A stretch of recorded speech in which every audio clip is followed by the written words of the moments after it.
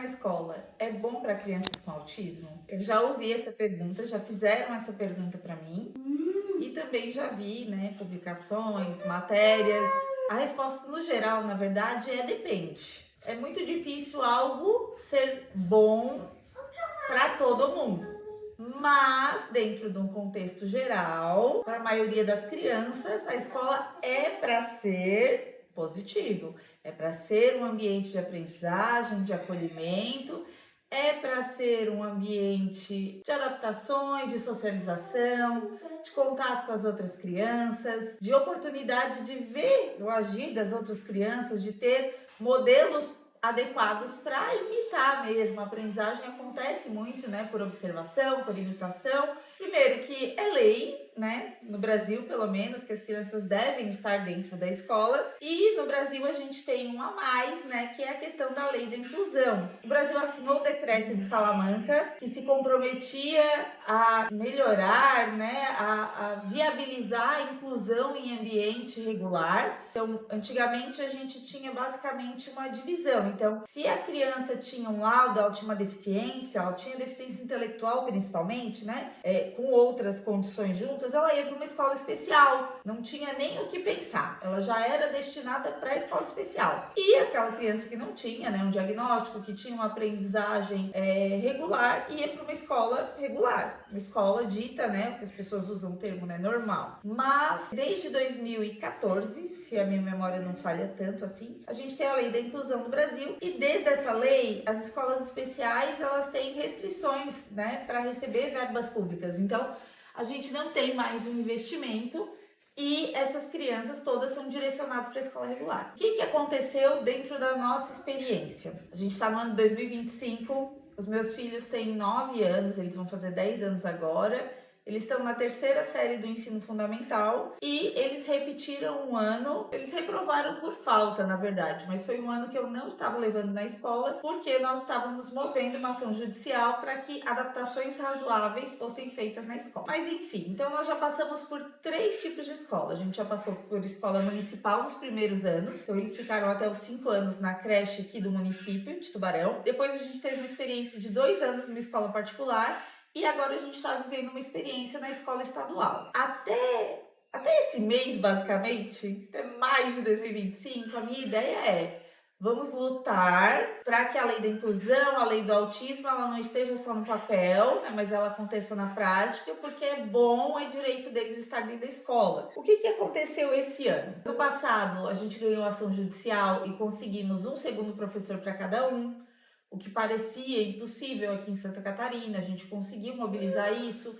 Os meus filhos não têm noção de perigo, têm dificuldade de aprendizagem, os meninos ainda usam fralda, ainda não conseguem pedir para ir no banheiro, então tem várias outras necessidades. Então, ano passado eu vi uma luz de esperança, parecia que assim, poxa, a gente tanto arou essa terra, tanto regou e parecia que os brotinhos, né, estavam começando a surgir. Sabemos que no Brasil, em muitos casos, na maioria dos casos, a inclusão ela é uma fake news, né? Ela tá só no papel, a coisa não acontece na prática. No Brasil, muitas salas têm várias crianças com deficiência matriculadas, tem um único professor, né? Ou às vezes nem é professor, às vezes é um auxiliar que não tem nem formação. Mesmo aqueles que têm graduação, pós-graduação... Passear. Depois a mamãe vai passear com você, pode ser? Você espera? Mesmo os que têm graduação, pós-graduação, muitas vezes não sabem o que fazer, não sabem por onde começar. Mamãe ajuda. Nós precisamos de ajuda na inclusão do Brasil, né, meu filho? Precisamos de ajuda. Precisamos de ajuda? As atividades, muitas vezes, as provas, as disciplinas, né, não são adaptadas. Quanto mais velhas crianças, quanto mais os níveis, as séries vão passando e o conteúdo vai ficando mais difícil, mais complexo é, principalmente para aquelas que têm um atraso cognitivo, que têm uma dificuldade de aprendizagem. E é a nossa realidade aqui em casa, né, a realidade das crianças. E a gente tem feito um trabalho assim para tentar criar essa ponte, ajudar a escola, desenvolver estratégias melhores, mas ainda assim, até agora a coisa estava evoluindo muito devagarinho, assim, sabe? E aí, qual que é a preocupação? As crianças passam uma média de 20 horas por semana na escola. Isso é muito tempo. Se a gente não tiver o profissional, ou direcionamento, atividade, ajuda adequada, a gente corre o risco de estar prejudicando, de estar desfazendo aquilo que tem sido estruturado dentro da terapia, aquilo que a gente tem tentado ensinar dentro de casa. Então, assim, é uma preocupação que eu sempre tive, mas que nesse ano, que agora, me levou, assim, a um estado de alerta maior. Na terceira série, eles já têm algumas disciplinas diferentes, matemática já vai dando uma evoluidinha e ainda tem dificuldade de reconhecer os números, de verificar as quantidades. E confesso que se essa pergunta fosse feita para mim até, acho que talvez 2, 3 meses atrás, eu ia dizer, não, crianças têm que estar na escola, a gente tem que brigar, a gente tem que lutar, as coisas têm que mudar. As coisas têm que mudar, né, filho? E é verdade que as coisas têm que mudar. As coisas têm que mudar, mas a gente sabe que é uma realidade, que é uma cultura muito enraizada. E a verdade é que nós, mães de crianças com deficiência, a gente tá cansada. E aí veio o desabafo meu particular. Eu tô muito cansada, eu tô exausta, sabe? Eu não aguento mais. A gente estuda, a gente investe, a gente luta para conseguir ter mais recursos, para poder pagar, conseguir mais profissionais especializados, ter acesso a mais recursos, mas a gente vê isso tudo assim se esvairindo, sabe? Tipo, tá escoando. É como se eu estivesse tentando esvaziar um barco de água, mas assim, o buraco não tá tapado, sabe? E esse ano, agora, esse mês, basicamente, foi o mês que eu comecei a considerar mais seriamente realmente essa questão da escola especial. Oi, meu amor. A gente ainda não tomou nenhuma decisão, mas eu realmente, assim, eu acho que no Brasil a gente tem um discurso muito forte, principalmente dos profissionais, sobre a inclusão. E eu sempre fui uma pessoa que compartilhou esse tipo de conteúdo e que lutou por isso, mas hoje eu tenho, na minha prática, no meu dia a dia, vivido um outro momento em que eu acho que eu tô gastando os meus recursos, as minhas energias e gastando um tempo que é precioso para as crianças de desenvolvimento, lutando por algo que poucas pessoas estão dispostas a lutar, sabe? Então, assim, hoje eu tenho conversado com meu marido, com as terapeutas que acompanham as crianças e a gente está cada vez mais decidido de que é provável que esse seja o nosso último ano com as crianças na escola regular. A educação especial, ela tem alguns contras, realmente, né? Em partes, ela segrega, né? Ela divide essa sociedade, ela divide as pessoas. Porém, eu penso que nós podemos estruturar e implantar estratégias de inclusão, né, dentro desse espaço, e ao mesmo tempo que ela tem esses contras, ela tem os prós de proporcionar um espaço mais adequado, mais adaptado para aprendizado, para desenvolvimento e principalmente para foco em independência e qualidade de vida, que é o grande alvo da maioria das mães atípicas, assim. Essa é uma pergunta polêmica.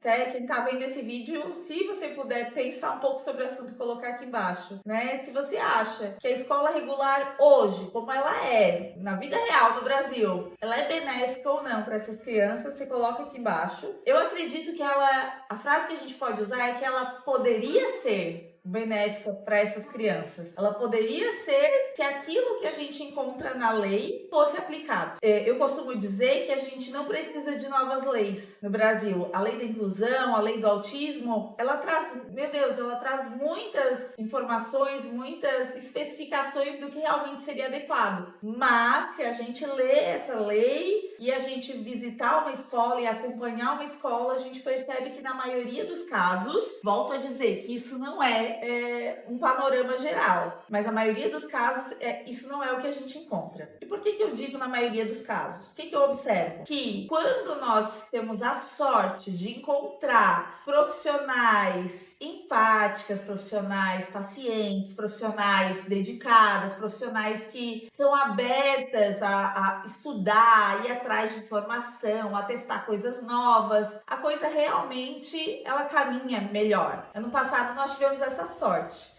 Ano passado nós já tínhamos 3 segundas professoras na sala com trio, mas 2 das 3 realmente mostravam esse perfil, sabe? Essa proatividade, essa curiosidade, estar aberta ao novo. Elas tentavam usar a comunicação aumentativa e alternativa das crianças, elas pegavam as propostas que a gente levava, elas aperfeiçoavam aquilo. E ano passado a gente conseguiu ter respostas muito legais. Mas na maioria dos anos até aqui, e nesse ano que a gente está vivendo agora, não está sendo o que nós estamos encontrando. E além de mãe, né, eu sou psicóloga, eu tenho uma clínica particular e eu faço gestão de um projeto social que hoje atende 65 autistas gratuitamente aqui na cidade. Então hoje eu posso dizer que eu acompanho mais de 100 casos. Oi, meu amor, senta aqui do ladinho da mamãe. Senta aqui do ladinho. Hoje eu posso dizer que eu acompanho mais de 100 casos, fora os casos que já entraram, que já saíram. E a maioria dos pais tem esse mesmo relato, sabe? Então, eu acho que a frase seria essa, de que a escola regular, ela deveria ser, ela pode ser benéfica para as crianças, né, com deficiência, para as crianças no espectro autista, mas a realidade que a gente encontra hoje é diferente. Ah, Manu, mas tu vai colocar numa escola especial? O que tu vai fazer? Eu ainda nem sei direito, gente, assim. Exatamente por isso que o objetivo é, até final do ano, ô Miguelzinho, vem cá, senta aqui, espera eu terminar. Nosso objetivo é, até final do ano, pensar, planejar realmente o que nós vamos fazer. Apesar de as escolas especiais não poderem receber verba governamental, e teoricamente as crianças, por lei, serem obrigadas, entre aspas, né, a estarem dentro da escola regular, existe as exceções. E as exceções quando a gente tem uma avaliação psicológica, médica, e que comprova que aquele ambiente não está mais trazendo benefícios para o desenvolvimento dessa criança, a gente pode sim, pode e deve pensar em estruturar ou acompanhar, né, essa criança, esse adolescente, num outro espaço que seja mais benéfico para ela. Qual que é o porém? Dentro da nossa região aqui hoje, nós temos poucos espaços que oferecem esse serviço de educação especializada, assim, né? Os espaços que tem, particularmente, Manuela, eu não me agrado muito da didática, né? Da rotina que ela é estruturada, que ela acontece dentro desses espaços, assim. Então, realmente, eu acredito que ou nós vamos optar por fazer algo domiciliar, ou nós vamos começar algum projeto novo, do zero, buscando estruturar algo que esteja dentro do que eu acredito que é adequado, realmente num aproveitamento melhor desse tempo para habilidades de independência.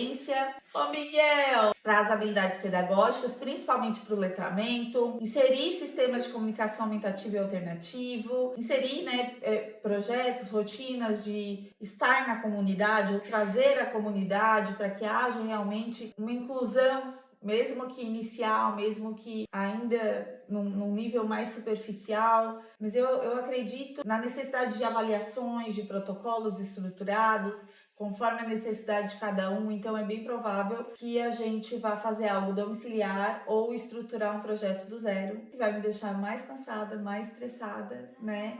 Mas talvez mais em paz, de perceber que as crianças realmente vão estar num espaço com uma equipe, acrescenta mais, sabe, no desenvolvimento deles. Então, assim, eu vou terminar por aqui, neste momento, porque eu sei que esse é um tema polêmico quando a gente fala de escola especial. Para mim também é polêmico, já foi muito mais. Quem tá aí, e pode deixar aqui embaixo nos comentários, quem tá vivenciando isso no dia a dia, como eu sei de muitas mães que recebem ligações quase diárias da escola para buscar a criança ou para ir ajudar numa crise, porque a escola não sabe o que fazer, porque a escola não tá conseguindo contornar, sabe que também o que a gente tem hoje não faz sentido, né? Para muitas crianças, não para todas, mas para muitas crianças não faz sentido. Gente, se você gostou do vídeo, curte, se inscreve no canal E se você tem alguma dúvida ou alguma opinião, esse espaço ele é aberto para debates, aberto para discordâncias. Você pode deixar aqui embaixo, porque com certeza esse ainda é um tema que eu vou trazer muito para o canal, vou levar muito para o Instagram. E eu acho que a gente está longe. As crianças têm 9 anos, geralmente a escola regular é até 17, 18. Então, assim, eu ainda tenho pelo menos uns 8, 9 anos nessa luta de poder pensar em algo pedagógico para depois entrar na luta de algo profissional, né? Que daí é outra novela, pior do que a educacional, mas é isso aí, gente. Por enquanto, é isso. Até os próximos capítulos.